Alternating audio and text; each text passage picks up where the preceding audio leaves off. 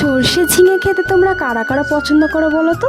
তো এখানে আমি সর্ষে বাটা, আদা রসুন বাটা, সব কিছু মশলা আমি রেডি করে নিয়েছি। তারপরে কাঁচা লঙ্কা, পেঁয়াজ আর বাটা মশলা দিয়ে খুব ভালো করে মশলাটা কষিয়ে জিরে, ধনে, হলুদ গুঁড়ো সব কিছু দিয়ে আমি ঝিঙেটা দিয়ে দিলাম। তো ঝিঙেটা দিয়ে খুব ভালো করে একটু কষিয়ে নিলাম। তারপরে যে আগে থেকে একটু আলু কেটে রেখেছিলাম, একে একে এবার আলুটাও দিয়ে দিলাম। ঝিঙে দিয়ে বাড়িতে ঝিঙে আসলে খালি আমি সর্ষে ঝিঙেটাই বানাই, আমার তো খুবই ভালো লাগে। তো তোমরাও বাড়িতে ট্রাই করো, খুবই ভালো লাগে।